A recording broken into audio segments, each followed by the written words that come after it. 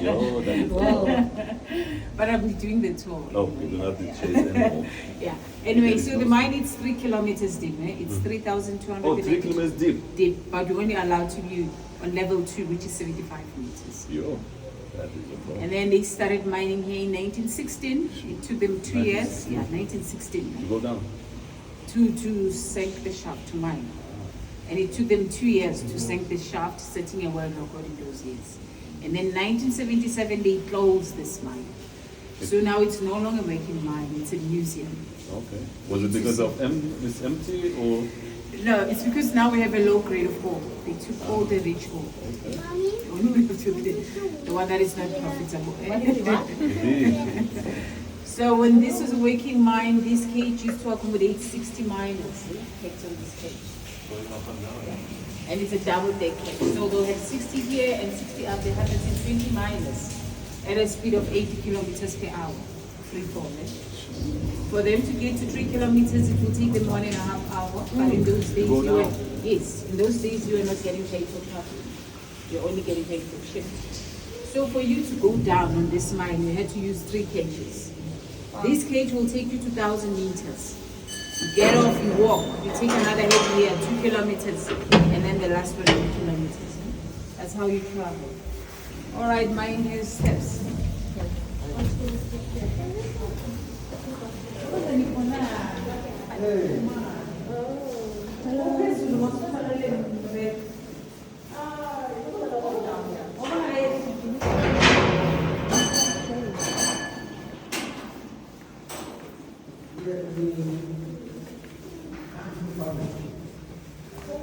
It's so cold. The weather is nice.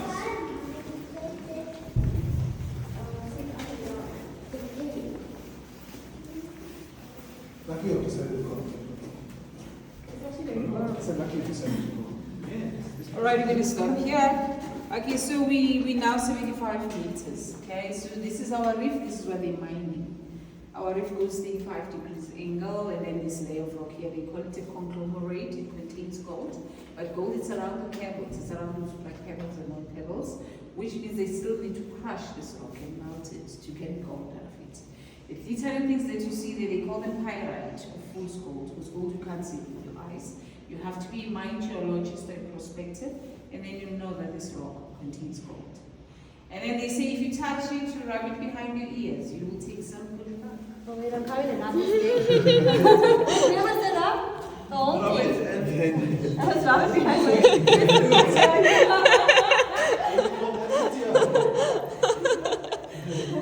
You can't rub it behind your ear. Behind your ear. It's not in the dark.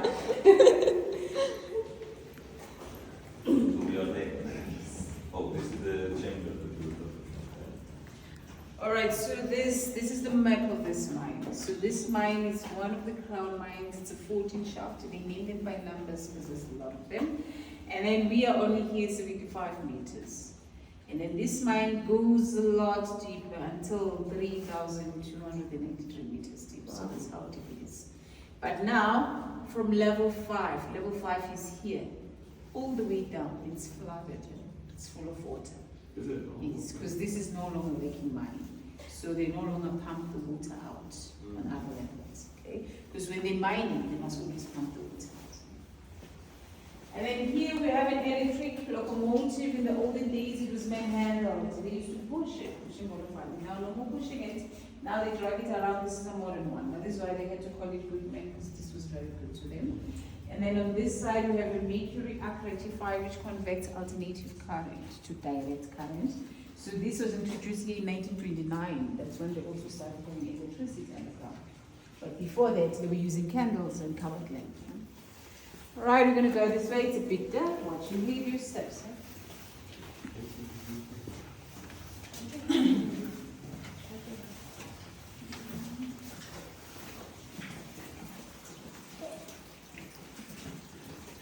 Alright, okay, as we pass through here, you'll see a lot of these holes. We have them all over. We call them stopes. It's where they took the rock that contains gold out. So the reason we're stopping here is to show you a proper rock fall. Reasons for rock fall on the ground is that if it's not properly supported or after blasting, they will have rock falls like that. So on this mine, they're using this pole to support. They call them eucalyptus pole or blue gum pole. They're very, very strong. They were imported from Australia. And another method of supporters are the stills that you see up there on the side as well. We call them roof bolts or big rope bolts. They use them where they can't use poles. Because here they'll have rails on rails, you can't put a pole. So what they do, they drill a hole into a hanging wall about 90 degrees and then they insert it. When they insert it up front, it opens like an umbrella to support. And then down they tighten it. So one of these carry 10 tons of rocks. That's how strong it is. And then as you can see, we have them all over. Right when you steps.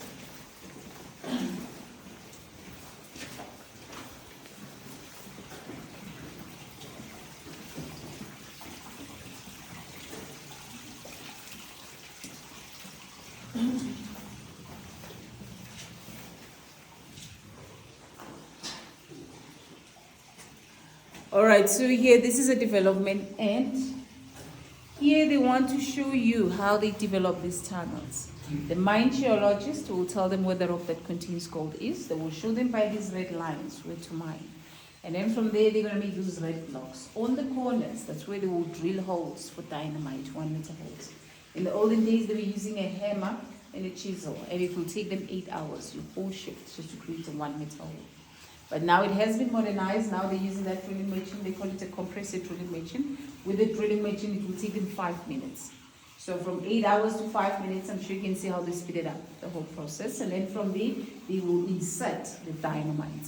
Then at the end of the shift, all the miners will go up to the surface. Only one person will be left behind, which is a blaster. A blaster will light the fuses, quickly run up to the surface, and then boom, it will explode and develop these tunnels. But they still need to wait up on the surface about 4 to 6 hours waiting for the ventilation to remove the toxic nitrous fumes and the dust. Then the next shift will come in and start mining. So that's how we develop all these tunnels, okay?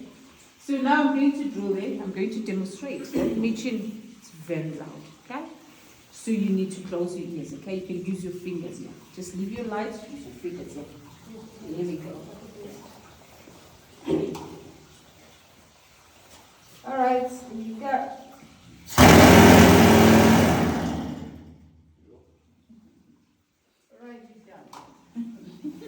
And then, yeah, you see now they have earplugs to prevent them from damaging the ears.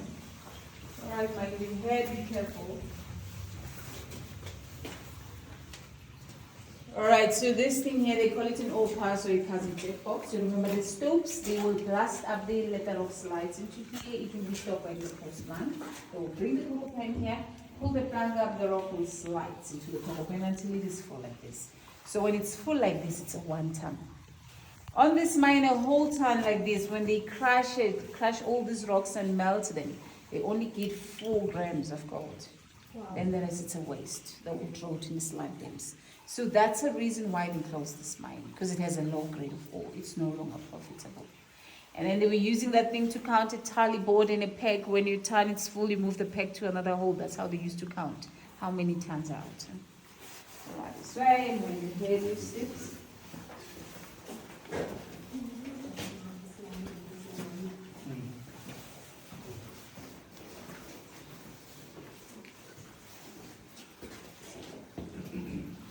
Alright, explosives. These are dynamites. In the olden days, they were using wooden boxes like this to bring them down here. And then as you can see the name Alfred Nobel inscribed on the lid, he invented the dynamite in 1863. So this box here holds 50 kilograms of dynamite. and it must always be locked. Only specifically qualified members were allowed to handle it. The top is picked like that to prevent the miners from coming with candles, carbide lamp, and putting it on top of this very explosive box. Right your head. Alright, now no more wooden boxes for explosives. Now they're using metal boxes and they must always be locked.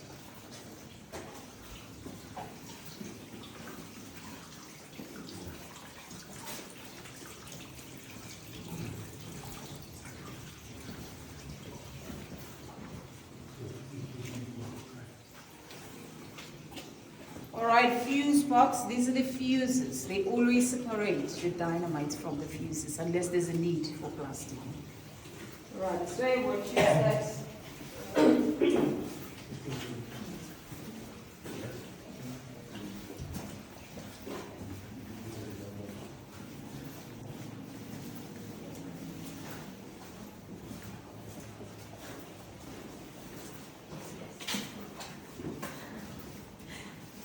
Alright, we'll keep left. Keep left, watch your head in your steps.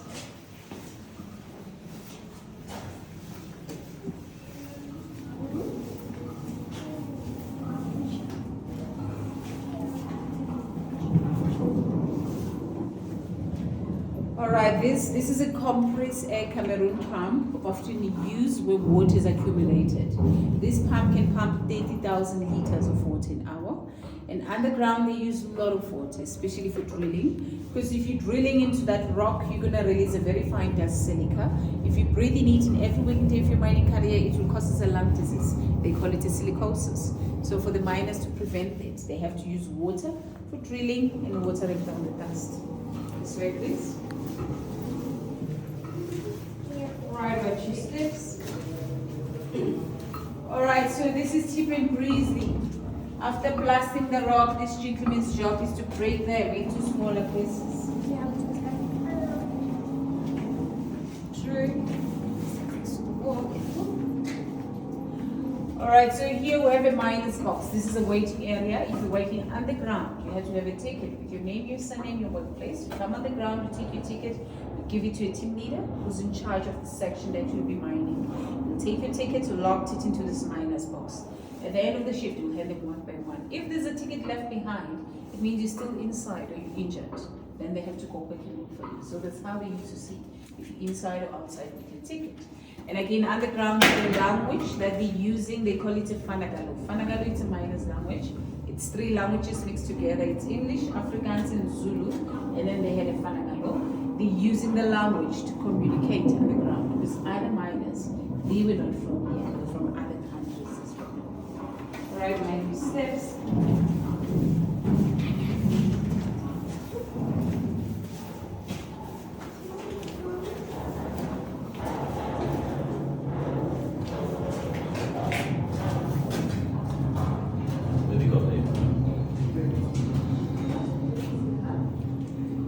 Alright, so this is a first aid station. You see they had stretchers, first aid kit box. If you're injured underground, they will bring you here first before taking you up to the surface. Right this way, behind your head. Alright, we'll keep right. On the left hand side, it's just a dead end. That's our ventilation shaft. They're using those big fans for ventilation as well. Right, steps here.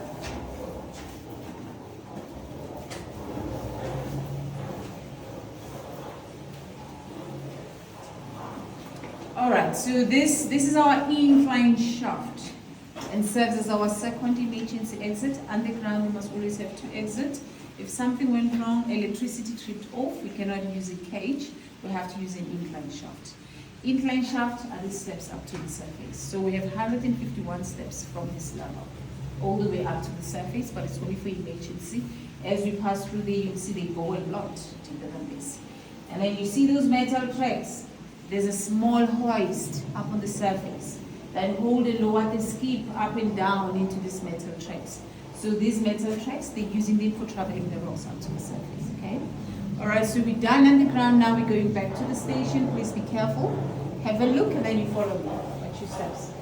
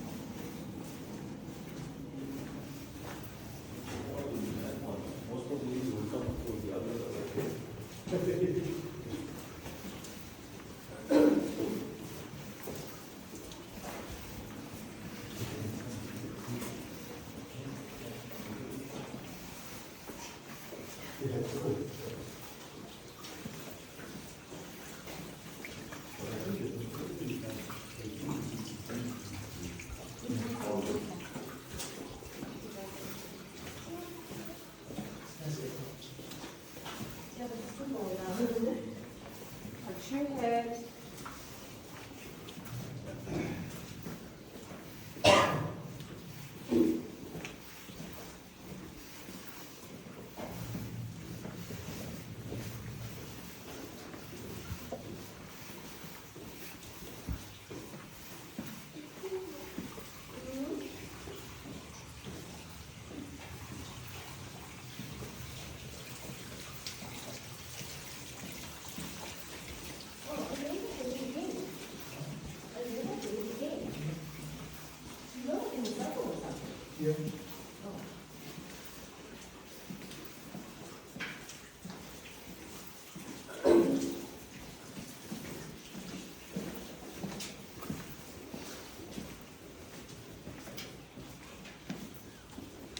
Alright, so this is our last stop. If you want to take a photo, I can take a picture of you with your phone. You can stand there. But it has been a pleasure guiding you underground. Thank you. You're welcome. And then if you have any questions, you can feel free to ask. Thank you.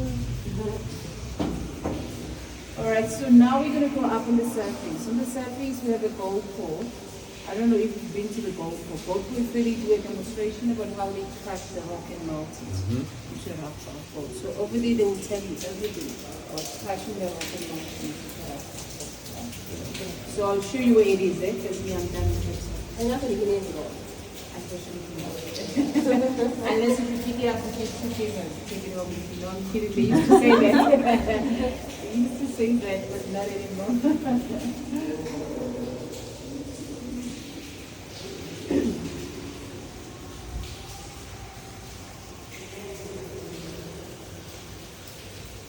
And then our pieces were called counterbalance. Very up the other one. Oh, I don't know.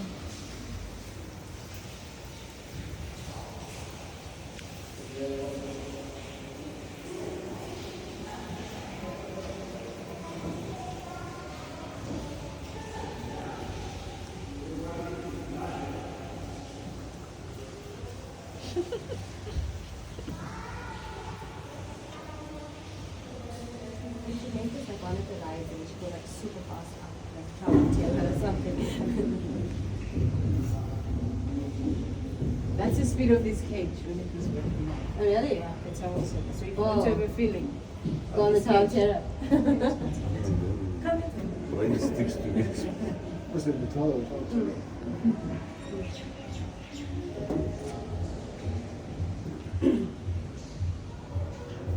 Oops.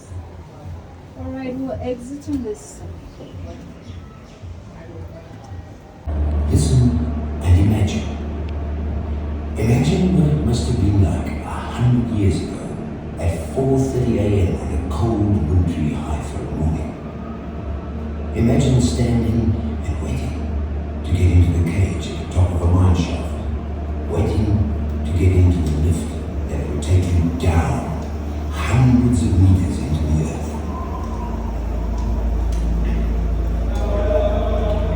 It is cold up here, but it will be hot down there. The cage is going down, down, down, down. You are on the way to the rock face. The last shift yesterday set the charges, did the blasting. You know, when you get there, you'll find broken rock, rock that exploded late yesterday afternoon. You felt the tremor under your feet as you sucked in the cool air on the surface. That's gold bearing ore lying there in the store. All that needs to be loaded into the cocoa pan, heaved and pushed back along the railway line, back along the crosscut to the main shaft, and sent back up to the surface.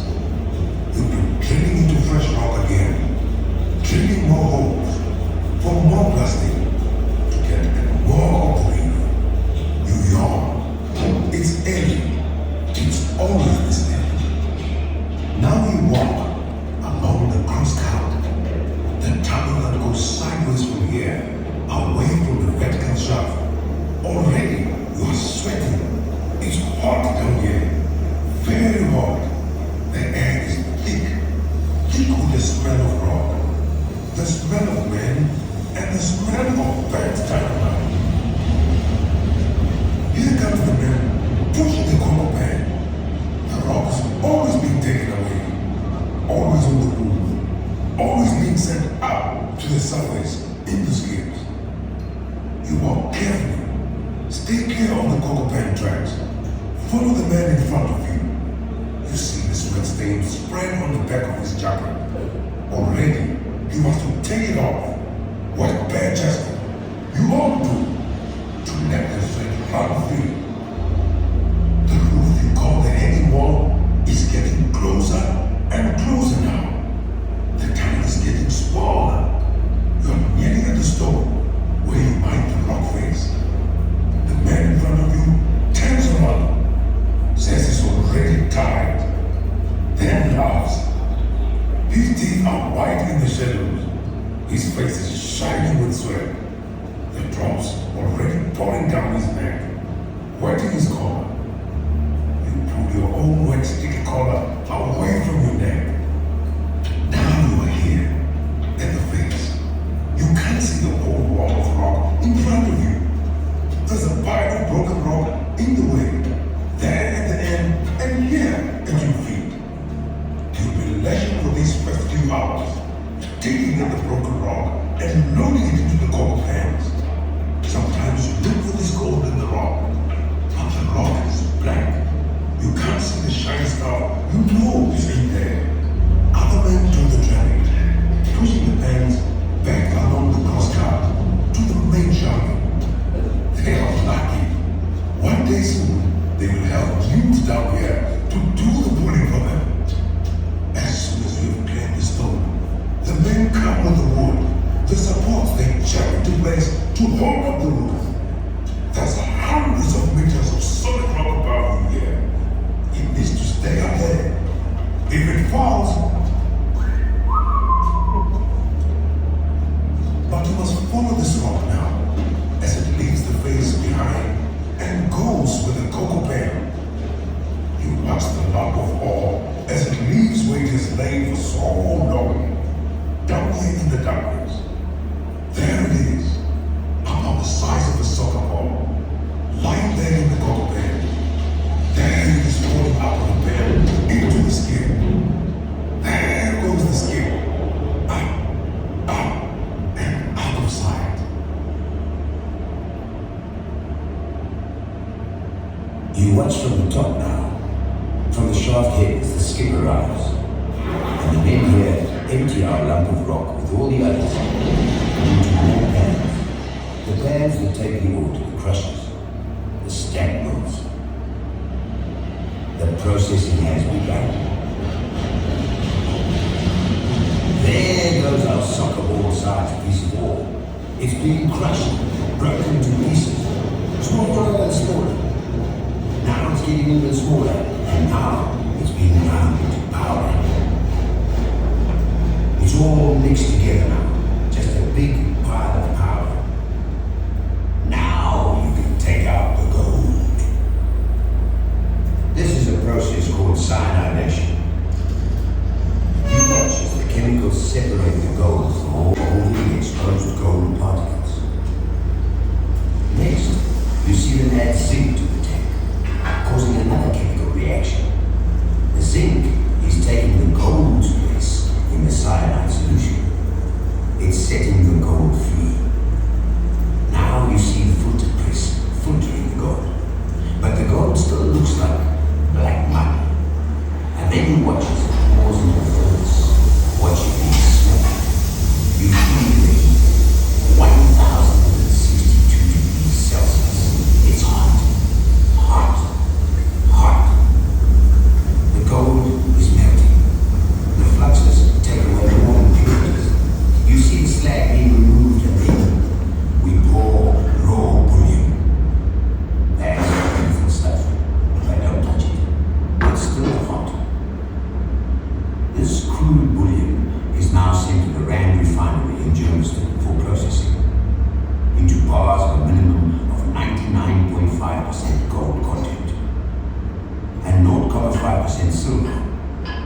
which is accepted by the gold dealers throughout the world.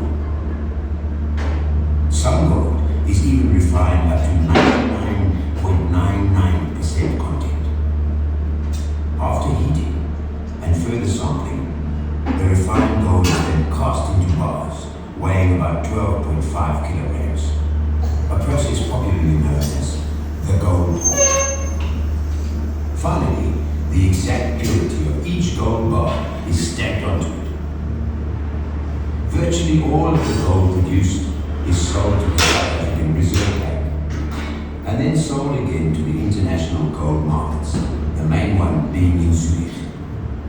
Gold is also used for many beautiful items of jewelry and coinage. But gold has many day-to-day uses as well. Gold does not tarnish or corrode. It's durable, extremely malleable, and an excellent conductor. Gold is used in telephone exchanges, transistors, and minute computer circuits. It's used for dentistry, heat reflection and containment, and in a variety of scientific instruments. A fine film of gold is even used to reflect heat from a fireman's mask and an astronaut's helmet. It's an extraordinarily useful substance,